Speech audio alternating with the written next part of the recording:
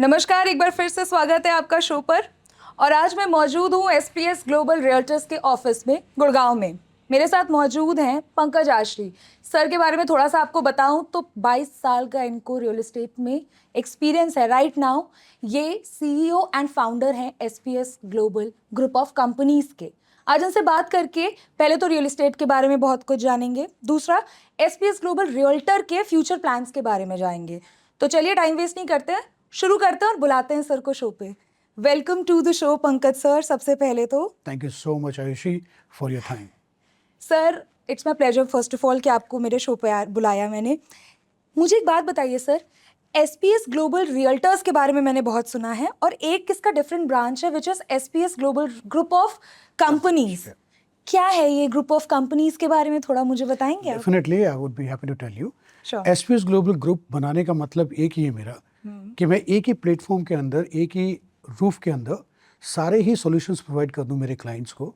Example के तौर पे SPS global real estate brokerage LLC मेरी फर्स्ट कंपनी है, पेरेंट कंपनी, जिसको मैं प्रमोट करता हूं एसपीएस ग्लोबल रियल्टर्स के नाम से सोशल मीडिया पे। And because trade name and marketing name आपका डिफरेंट होता है।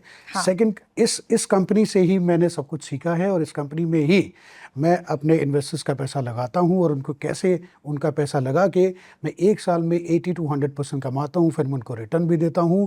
एंड उसके बाद मैंने कंपनी शुरू की है एसपीएस ग्लोबल इन्वेस्टमेंट, वो भी दुबई में इस्टेब्लिश है। और अच्छी बात यह है कि मैंने 2 दिन पहले ही मैंने अपनी एक नई कंपनी एस्टेब्लिश की है, रजिस्टर कराई है इंडिया में, जिसका नाम है SPS crop and estate LLP.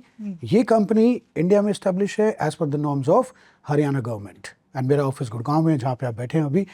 And इसके अलावा भी मेरी 2 और कंपनीज हैं, बाइजेक्स सॉल्यूशंस के नाम से दुबई में, जहाँ पे हम बिजनेस सेटअप का सॉल्यूशन प्रोवाइड करते हैं। आपको कोई भी बिजनेस सेटअप करना है, हम आपकी हेल्प करेंगे, चाहे वो रियल एस्टेट है, चाहे कमोडिटीज़ है, चाहे वो फॉरेक्स का बिजनेस है, we will help you in that. Plus मेरी एक कंपनी और है जिसका नाम है स्काई होम्स एलएलसी, वो रजिस्टर्ड है एमिरेट्स अजमान में, क्योंकि यूएई में 7 एमिरेट्स हैं, उसमें से अजमान भी एक है, दुबई है, अबू धाबी है एंड मैनी मोर। तो अजमान में मेरी जो कंपनी है उसमें मेरा बेसिक बिजनेस है labour camp, warehouses, resale, rental leasing, specially operational in Ajman. तो 5 कंपनीज मेरी दुबई में हैं रजिस्टर्ड। एंड उसके बाद I am very happy to tell you कि मेरी 3 कंपनीज इंडिया में हैं। और इंडिया में Suryavanshi crop and estate private limited, जहाँ पे हम डेवलप कर रहे हैं अपने फार्म हाउसेज, रिजोर्ट्स। और सबसे अच्छा रिजोर्ट जो हम डेवलप कर रहे हैं अभी वो है झुंझुनू में, उदयपुर वाटी में, जो 34 एकड़ में फैला हुआ है। और अगले साल वो ऑपरेशनल हो जाएगा और डेफिनेटली आप सबको बुलाएंगे, मेरे इन्वेस्टर्स को बुलाऊंगा। And it gives me a vibe, you know, now being the owner of 7 to 8 companies, it is giving me, ये सारी कंपनीज या तो मेरे नाम पे 100% रजिस्टर्ड हैं या मेरे भाई के और मेरे पिताजी के नाम पे। तो it's like it is giving you such a good feeling that yes, I am providing all the solution under one group of companies which is SPS Global Group। और मुझे डिफरेंट सेक्टर में लोगों को इकट्ठा करना और उनका पैसा इन्वेस्ट करवाना, it gives me good feeling कि यार मैं सोसाइटी के लिए कुछ कर रहा हूँ, I am helping them out. मैं हर एक कॉमन आदमी को चाहता हूँ कि वो भी उतने बड़े सपने देखे जितना एक अमीर आदमी देखता है। वाह। वो भी अपना लाइफस्टाइल ऐसा बनाए जो एक अमीर आदमी अपना लाइफस्टाइल बनाता है। उसमें 2 चीज़ें चाहिए। नंबर 1 कि आपका सर्विस प्रोवाइडर ऐसा होना चाहिए जिसने जगह जगह की खाक छानी हो, जो ठोकरे खा के ही आगे बढ़ा हो। और मुझे पता है कि एक आम आदमी को एक ट्रस्टेड कंपनी मिलना, एक ट्रस्टेड ग्रुप ऑफ कंपनी मिलना इतना आसान नहीं है। और यहाँ हमारा रोल आता है which is SPS global group of companies. Very well said sir, very beautifully answered first of all and congratulation. Thank you so much कि आपने जो सोच के चालू किया था, आज आई कैन से दिस कि आपकी कंपनी आपके एक्सपेक्टेशन से थोड़ा बहुत ही अच्छा परफॉर्म कर रही है। Thank you so much. Because अभी हमें सिर्फ 4 साल हुए मार्केट में, और 4 साल में आज मैं गर्व से कह सकता हूँ कि हम और हमारा परिवार 7 कंपनीज ऑपरेट कर रहा है 2 देशों में। वाओ। और let's talk about this then sir कि आप 2 देशों में परफॉर्म कर रहे हैं। आपने इससे पहले दुबई को देखा हुआ है एंड दुबई ऐसी जगह है जहां पर इंफ्रास्ट्रक्चर का बोलबाला है। मतलब अगर कोई दुबई होके आया है तो दे विल टॉक अबाउट कि वहाँ की रोड्स कैसी हैं, दे विल टॉक अबाउट वहाँ की बिल्डिंग्स कैसी हैं and on and on. Absolutely. India में अनफॉर्चुनेटली अभी इतना प्रिविलेज नहीं है कि we will going to make sure कि हम उनसे कंपेयर कर पाएं। True. You are a person जो कि इस समय रियल एस्टेट इंडस्ट्री में है। एक आपका ओपिनियन जानना चाहूँगी मैं कि अगर आप इंडिया आते हैं, मतलब आते क्या हैं, you are of course here. I'm in India.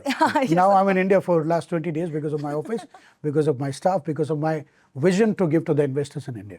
Yes of course sir. तो अगर आपको इंडिया में यहाँ के इंफ्रास्ट्रक्चर पे, किसी एमिनिटी पे काम करना होगा, वो कौन से पार्ट्स हैं जिन पे आप काम करना चाहेंगे, so that not properly Dubai but we can actually come to the any type of कि हाँ कोई बैलेंस है यहाँ पे. Absolutely, I got your point. सबसे पहले मैं जो काम करूंगा इन सिटीज में, I will be making this drainage system very effective. क्योंकि दुबई में तो एक्चुअल सी व्यू है, right?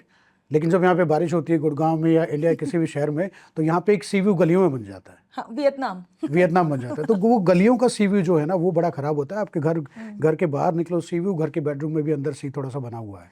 It's like a river. तो सबसे पहले अब देखिए, जब आपका ड्रेनेज सिस्टम सही नहीं है तो आपके सारे काम फ्लॉप हो जाएंगे. आपने कितना ही अच्छा रोड में मटेरियल यूज़ किया हो, आपने कितना ही अच्छा कंक्रीट डाला हो, कोल्टा डाला हो, तो वो सब जब वाटर ड्रेनेज होती है तो वो अगले 2 दिन में सारी चीज़ें, आपकी मेहनत ख़राब हो जाती है. दोबारा से आप सड़कें बनाते हो. And the second important thing is कि आप किसी भी गली में जाके देख लीजिए इंडिया के मोस्टली, ए सिटीज़ की बात नहीं करूँगा, बट 99% सिटीज़ में आपकी जो इलेक्ट्रिक कनेक्शन है वो पोल्स पे तारें ऐसी घूमी होती हैं, राइट? वो एक तार ऐसे जा रही है गलियों में, एक ऐसे आ रही है. It's very dangerous. मैं विदेशों में घूमा हूँ, मुझे कोई भी तार बिजली की बाहर नहीं मिली.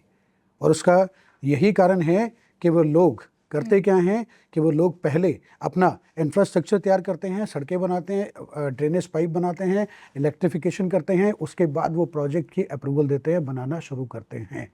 This is the most important thing. And the most important part is, सबसे बड़ी चीज़ मुझे क्या लगती है कि आपका रास्ता है सिर्फ 10 मिनट का, राइट? और आपको लग जाते हैं 2 घंटे. आज भी आपका टाइम 12 बजे आने का था, लेकिन आपको 2 बजे आना पड़ा. वो इस वजह से कि आपने जो 10 किलोमीटर का सफ़र था वो आपने तय कर लिया 5 मिनट में, और जो अगले 2 किलोमीटर का सफ़र था वो आपने तय किया 2 घंटे में. तो ये इतनी बड़ी बॉटल नेक है जिसको दूर करना बहुत इंपॉर्टेंट है. यहाँ की गवर्नमेंट को ज़रूरत है, या फिर मैं अगर गवर्नमेंट हूँ तो मैं सबसे पहले देखूंगा, आइडेंटिफाई करूँगा कि कौन सा ज़्यादा congested, the most congested area है. वहाँ पे मैं फ्लाईओवर्स और underpasses I will make this. फिर मैं कैटेगराइज करूँगा उन्हें. मैं देखूंगा ये अगर कमर्शियल हब की तरफ रास्ता जाता है तो डेफिनेटली वहाँ पे मुझे आज ही अगले 10 साल की प्लानिंग करनी पड़ेगी कि इस हब में अगले 10 साल में कितनी कारें आएंगी, कितनी कारें आई हैं. I need to take the statistics of that, and I need to see. Residential है तो मुझे देखना पड़ेगा, हाँ यहाँ मैं थोड़ा हल्का ले सकता हूँ. सो 3 चीज़ें बहुत ज़रूरी हैं. This is traffic congestion, electrification in a beautiful manner, and this drainage problem. तो 3 चीज़ों पे मैं सबसे पहले काम करूँगा. एंड बिलीव मी, ये 3 चीज़ जब सॉल्व हो जाएंगे, including the sewerage as well, believe me, आपकी कितनी बारिश होगी तो पानी रुकेगा नहीं, सड़कें नहीं टूटेंगी. कितनी भी आप की बिजली ट्रांसफार्मर जलते हैं वो सब जलना बंद हो जाएगा. कितने भी आपका रोड पे कंजेशन है वो नहीं होगा. तो यार 80% of problem will be solve. बाकी ब्यूटिफिकेशन धीरे धीरे होता रहेगा. Very well answer sir. आपने जो पॉइंट्स उठाए, दे आर लिटरली हिंदुस्तान में सबसे बड़ी प्रॉब्लम. अगर मेजर सिटीज़ की बात की जाए, स्पेसिफिकली अगर गुड़गांव की बात कर लें या एनसीआर की बात कर लें, तो ये इश्यूज़ हैं और लेजेंड इश्यूज़ हैं. अब जब बात इसकी कर ही रहे हैं तो सर एक आपका पर्सनल ओपिनियन जानना चाहती हूँ. अगर आपको मौका मिले किसी सिटी के साथ काम करने के लिए, तो आप किस सिटी में, हालांकि अभी तो आप गुड़गांव में हैं, लेकिन still I am giving you an option कि अगर आपको गुड़गांव के अलावा भी कहीं काम करने का मौका मिले, आप किस सिटी में काम करना चाहेंगे? देखिए, मैं हूँ नॉर्थ इंडिया से बेसिकली, और नॉर्थ इंडिया बिकॉज पिछले 15 साल से मैं बाहर ही काम कर रहा हूँ, बट मैं नॉर्थ इंडिया, मेरा घर है तो मैं आता रहता हूँ. और नॉर्थ इंडिया में मुझे सबसे अच्छा सिटी लगता है वो है आपका नोएडा, राइट? उसका कारण एक ही है, नोएडा ने सीखा है दुबई से, नोएडा ने सीखा है डेवलप्ड इकोनॉमी से. द बेसिक डिफरेंस देखिए, दिल्ली बीच में है, नोएडा इस साइड है, और आपका गुड़गांव इस साइड है. तो अगर मैं बात करूं कि गुड़गांव पीछे क्यों रह गया, नोएडा आगे क्यों चला गया इन टर्म्स ऑफ इंफ्रास्ट्रक्चर, वो इसलिए कि नोएडा में जब भी कोई सिटी प्लानिंग होती है, वहाँ पे नोएडा अथॉरिटी उसको प्लान करती है, तो पहले वो सीवरेज पाइप बिछाते हैं, ड्रेनेज पाइप बिछाते हैं, राइट? उसको ड्रेनेज कवर करते हैं, इलेक्ट्रिफिकेशन कर देते हैं, और कोई भी तार ऊपर नहीं होती है, सब वो अंडरग्राउंड करते हैं. उसके बाद वो स्पेसिफिक एरिया का आपको प्रोजेक्ट अप्रूवल देते हैं. मैं अगर डेवलपर हूँ तो पहले सारी चीज़ें वो तैयार कर देगी नोएडा अथॉरिटी, सड़कें निकालनी कहाँ से, सड़क से कहाँ पे बिजली पानी डालना है, उसके बाद वो प्रोजेक्ट देंगे और मैं अपना प्रोजेक्ट बना दूंगा. वेयर एज गुड़गांव में सिस्टम उल्टा है. कैसे कि पहले आप प्लॉट अलॉट कर देते हैं, उसके बाद आप बोलते हैं ठीक है आप बना लीजिए वो, और उसके बाद जो वो प्लॉट बन जाता है, तैयार हो जाता है, तो आपने एक सड़क बना दी और उस सड़क पे आपने इलेक्ट्रिफिकेशन नहीं किया तो वो PWD वाले आएंगे, उसको सड़क को तोड़ेंगे, फिर उस पर इलेक्ट्रीफाई करेंगे। तो बिल्डिंग बनाने से पहले, प्रोजेक्ट बनाने से पहले आपको इंफ्रास्ट्रक्चर देना होगा, उसके बाद आप प्रोजेक्ट डेवलप करें। उसमें आपकी कॉस्ट कटिंग भी है, सरकार को बार बार काम नहीं करना पड़ेगा, बार बार पैसे नहीं लगेंगे मटेरियल पे। तो my preferred choice would be Noida, and I would request to all the governments of India कि ऐसे प्लान करो, first you build the infrastructure, then you approve the project for the developers. Okay, your preferred city will be Noida, and it's a very beautiful city. It's a good city, I love It's a it. beautiful city, of course, sir. एक rumour सुना है sir मैंने, अब आप मुझे ये बताएंगे कि वो सही है कि नहीं है। अफवाहें बहुत उड़ती हैं इंडस्ट्री में। जी। अभी इस समय अफवाह है कि एसपीएस ग्लोबल रियल्टर्स जो है वो पार्टनरशिप में है बीएनडब्ल्यू के साथ। विवेक ओबरॉय की कंपनी है, अगर मेरे दर्शकों को नहीं पता मैं बता दूं। ये सच है खबर? नहीं, वो पार्टनरशिप में नहीं है, बट ये है कि हम BNW के मैं आपको करेक्ट कर देता हूँ। हाँ प्लीज। हम BNW मिस्टर विवेक ओबरॉय की कंपनी के पार्टनरशिप में नहीं है। डेफिनेटली सारा प्रोजेक्ट उनका है, एवरीथिंग बिलोंग्स टू देम। हम उनके एक टॉप चैनल पार्टनर हैं, एक्सक्लूसिव चैनल पार्टनर हैं, जो हम उनका माल दुनिया के हर कोने में बेचते हैं, चाहे वो इंडिया है, दुबई है, मलेशिया है, सिंगापुर, थाईलैंड, और हम उनके साथ रोड शोज करते रहते हैं। और इंडिया में I am happy to tell you कि ये ऑफिस ओपन होने के बाद हमने 14 तारीख को पिछले महीने ऑफिस ओपन किया था। And now we are doing the road show with BNW, exclusive road show on 1st and 2nd November at hotel Leela Ambience in Gurgaon. और 2 दिन का रोड शो होगा। प्रॉपर्टीज़ एक्सक्लूसिव होंगी, प्रमोशनल ऑफर्स होंगे, अच्छे प्राइसेस होंगे, लग्जरी प्रोजेक्ट होंगे। BNW की टीम भी हमारे साथ होगी, मेरी टीम भी पूरी वहाँ पे होगी। तो कोई भी इन्वेस्टर अगर आना चाहता है तो डेफिनेटली इन्वेस्टर या एंड यूज़र, हम उन्हें बताएंगे कौन सा प्रोजेक्ट लें। और उनके प्रोजेक्ट रासल खीमा में भी हैं और दुबई में भी हैं। तो उनके साथ हम कंधे से कंधा मिला के काम कर रहे हैं, because I believe mister Vivek Oberoi is a true legend. मैंने उनका भी स्ट्रगल देखा है। बॉलीवुड में कब वो सुपरस्टार थे, फिर उनका डाउनफॉल हुआ, बट दोबारा अब रियल एस्टेट में उनका एक नाम है। और that's a reason I love that man as well, क्योंकि वो भी इतने डिप्रेशन के बाद ऊपर उठे हैं, and he is a true hero in my eyes. मतलब अफवाह पूरी तरह से गलत नहीं थी, not it partnership, was okay, but पूरी तरह से पूरी गलत। तरह से गलत नहीं थी। Definitely we are doing in collaboration. हाँ ऑफ कोर्स सर। अभी आपने एक वर्ड बताया रासल खेमा, क्या है ये सर, थोड़ा एक्सप्लेन करेंगे? ट्रू, रासल खेमा भी देखिए संयुक्त अरब emirate, UAE, United Arab emirate, जिसकी हिंदी है संयुक्त अरब एमिरेट, वो एक ऐसा देश है जो 7 अमीरात से बना है, एमिरेट से बना है। उसमें आबू धाबी उसकी कैपिटल है, दुबई एक फेमस एमिरेट है जिसको पूरी दुनिया जानती है, और रासल खेमा एक फास्टेस्ट ग्रोइंग एमिरेट है जो कि पूरा आइलैंड है। It's a very small island. अगर मैं देखूं तो गुड़गांव के जितना ही होगा वो क्षेत्रफल में। लेकिन वहाँ पे हलचल क्यों है अभी? वहाँ पे अभी आपका विन कसिनो आ रहा है, जो कि ऑलरेडी लॉस वेगास में है, नेवादा में, एंड आपका चाइना मकाऊ में भी है, और उसकी और भी ब्रांचेस हैं। एक बात देखिए, जहाँ पे भी कोई कसिनो का मतलब क्या होता है? It's a legal gambling, right? तो गैम्बलिंग करने के लिए दुनिया बहुत आती है, और हमेशा होता क्या है कि जब लीगल गैम्बलिंग होती है तो वहाँ पे एक रेस्ट्रिक्शन होती है कि आप, एग्जांपल ले लेता हूँ मैं, चाइना में लॉस वेगास में, कि एक लीगल गैम्बलिंग के लिए एक लिमिट होती है कि आप इतना ही खेल सकते हैं, इससे ज़्यादा नहीं खेल सकते हैं, राइट? इतना पैसा लगा सकते हैं। हाँ, तो सारी दुनिया के जो अब UAE का ये UAE का पहला लीगल गैम्बलिंग है जिसको UAE ने अलाउ किया है। और किसी भी कंट्री का एग्जाम्पल आप ले लें तो वहाँ पे जब भी कोई कसिनो आया है तो आसपास की प्रॉपर्टी के प्राइसेस, आसपास की हर एक चीज़ के प्राइसेस बहुत तेज़ी से बढ़े हैं। And रासल Khaimah is developing very fast. और विन कसिनो पहली बार किसी आइलैंड पे सबसे बड़ा विन कसिनो लेके आ रहा है, वो भी मोर देन 1500 रूम्स उसमें होंगे। एक बिल्डिंग खुद की आ रही है, राइट, जिसमें आई थिंक 1542 के आसपास कमरे हैं, और प्लस उनके मेंशंस भी आ रहे हैं, विलास भी आ रहे हैं। और सबसे हैरानी करने वाली बात कि BNW उस अलमरजान आइलैंड पे सबसे बड़ा डेवलपर है। और अगर वहाँ पे, एग्जांपल दे रहा हूँ मैं यहाँ पे, अगर वहाँ पे 100 प्लॉट हैं प्रोजेक्ट डेवलप करने के, 42 plots belong to BNW only. तो 40% प्लॉट से ज़्यादा डेवलपमेंट वहाँ पे BNW कर रहा है। इसका मतलब कि 10 डेवलपर एक तरफ और BMW अकेला एक तरफ। तो बहुत ही अच्छी बात है। और एक बात और जोड़ता हूँ मैं इसमें, आज से 3 साल पहले जब विन कैसीनो का अनाउंसमेंट नहीं हुआ था तो वहाँ पे प्राइसेस थे 800 दिरहम पर स्क्वायर फीट, राइट। जो इंडिया का मैं अगर देखूँ तो आई थिंक आप लगा लीजिए कि 18,000 रुपये पर स्क्वायर फीट। लेकिन विन कैसीनो आने के बाद वहाँ का जो प्राइस हुआ है वो अब 3 साल में वो पहुँच चुका है 3,000 दिरहम पर स्क्वायर फीट, यानी कि 72,000 रुपये। कहाँ तो 3 साल पहले 18,000 दिरहम पर स्क्वायर फीट, 18,000 रुपये का रेट था पर स्क्वायर फीट, और अब हो चुका है 3 साल में 72,000 रुपये पर स्क्वायर फीट। 4 गुना 3 साल में बढ़ा।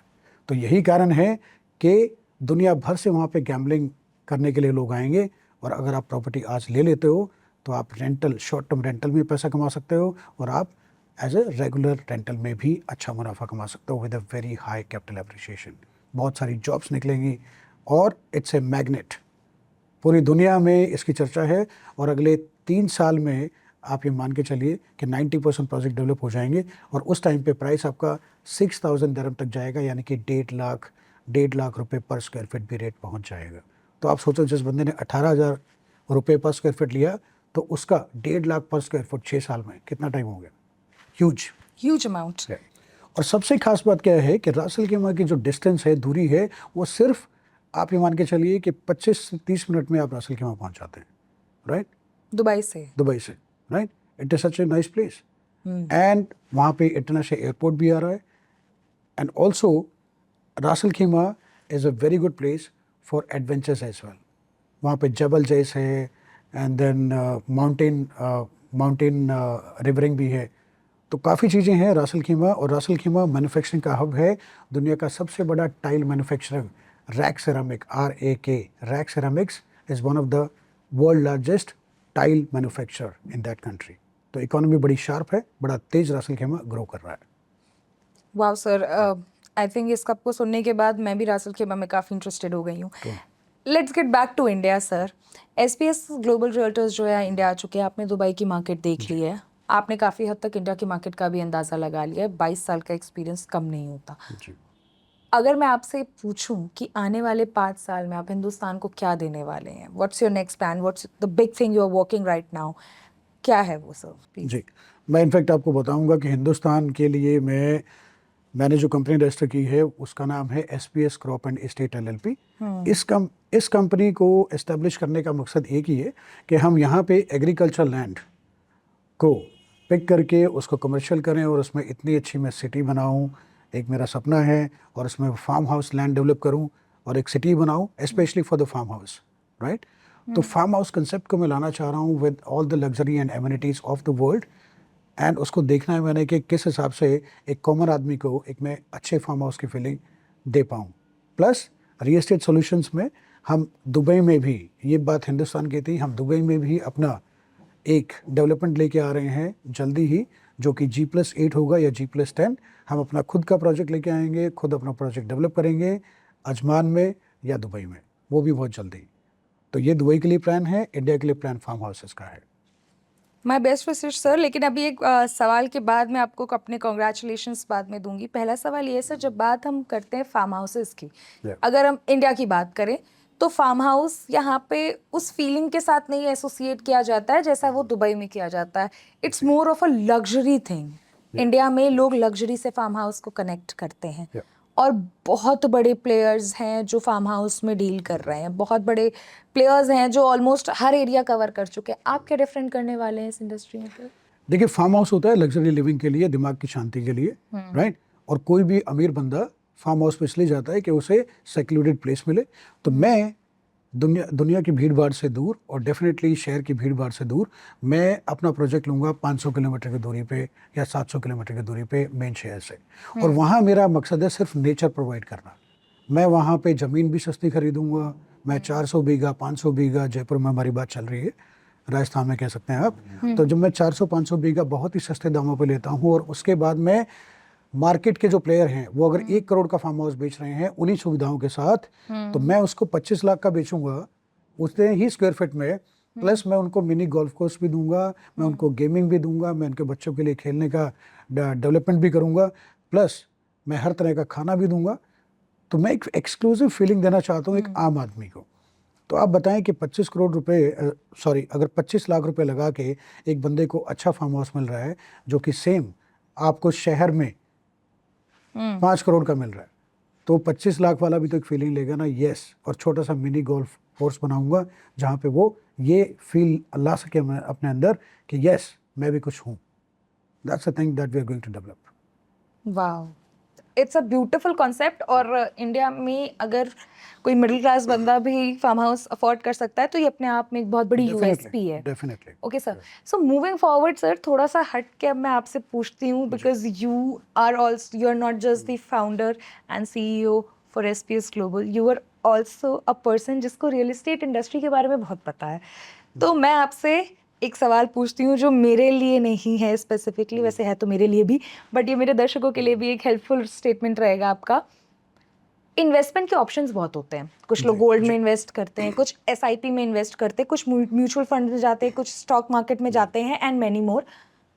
आप रियल एस्टेट सजेस्ट क्यों करेंगे?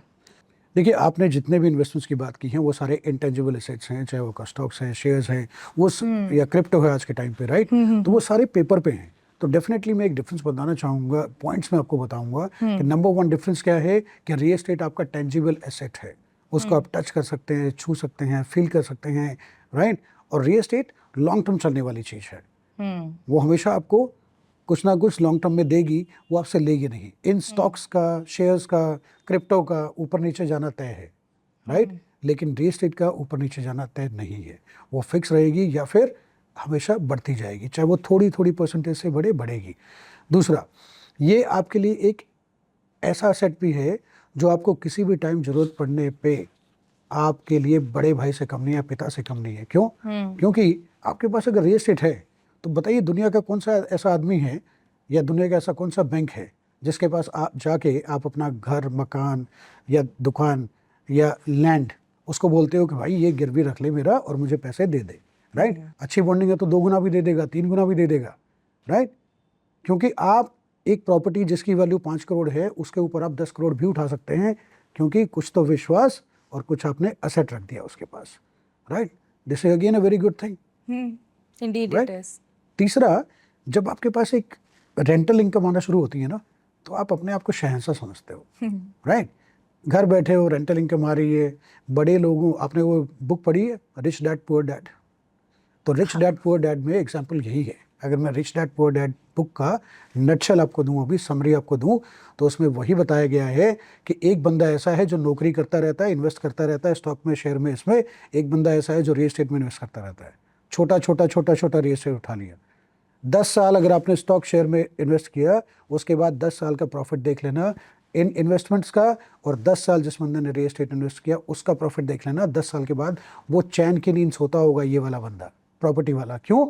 क्योंकि उसने असेट बना दिए जो बढ़ते जा रहे हैं और वो मार्केट से फ्लक्चुएट नहीं होते, इन्फ्लेशन नहीं होता, प्राइसिंग उनकी बढ़ती है हमेशा, राइट।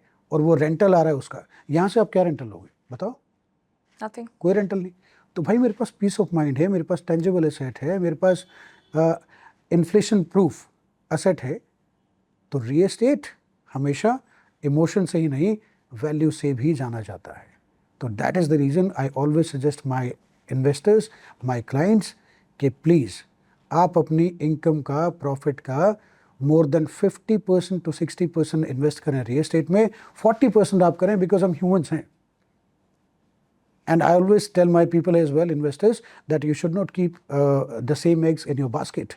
हर तरह का इन्वेस्टमेंट होना चाहिए, पोर्टफोलियो मैनेजमेंट होना चाहिए। तो that is the reason that SPS global realtor is a portfolio management company as well. SPS Global Group is managing the portfolio of different investors in different manner as per the need of every client. Perfect sir. And I think शायद आपके answer से मैं बहुत ज़्यादा connect कर पा रही हूँ कि क्यों हमारे जो पूर्वज थे वो ज़मीन खरीदने में ज़्यादा इंटरेस्टेड हुआ करते थे, गोल्ड और बाकी चीज़ों के। आप देखिए, मैं एक बात और ऐड करूंगा कि आपने जमीन खरीद ली, ठीक है, उसका सबसे बड़ा इमोशन पता है क्या है? आपने जमीन खरीदी, आजकल तो चलो स्टॉक शेयर्स हो गए, मैं सिर्फ कंपेयर करूंगा जमीन और गोल्ड का, राइट। पूर्वज की बात आपने की, ये दोनों ज़्यादा मैं सिर्फ इसको, पता है आपको इसका रीजन क्या था? क्या सर? गोल्ड को लोग रखते थे अपने पास कि अगर उन्हें एकदम ज़रूरत पड़ जाए पैसे की, लिक्विड मनी की, राइट, लिक्विड मनी की ज़रूरत पड़ जाए तो एकदम वो जाएंगे सुनार के पास, देंगे, बोलेंगे भाई मुझे पैसे की ज़रूरत है, गोल्ड रख ले, राइट, ठीक है, डन। क्योंकि गोल्ड की वैल्यू हमेशा बढ़ती थी उस टाइम पे, हाँ। राइट।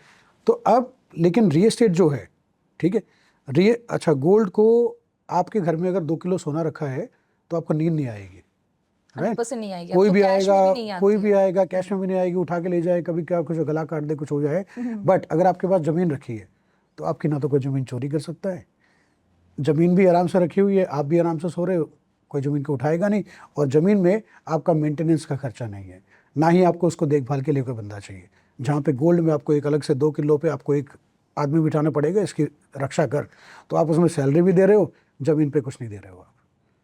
तो ये फ़र्क है रियल एस्टेट में कि आपके रिस्क एंड लाइबिलिटी दोनों ही कम हो जाती हैं और प्रॉफिट शूट करता है आपका। वेरी वेल एक्सप्लेन सर, और मेरी बहुत सारी जो क्वेरीज थी वो रिजॉल्व हो गई हैं आपके आंसर के बाद।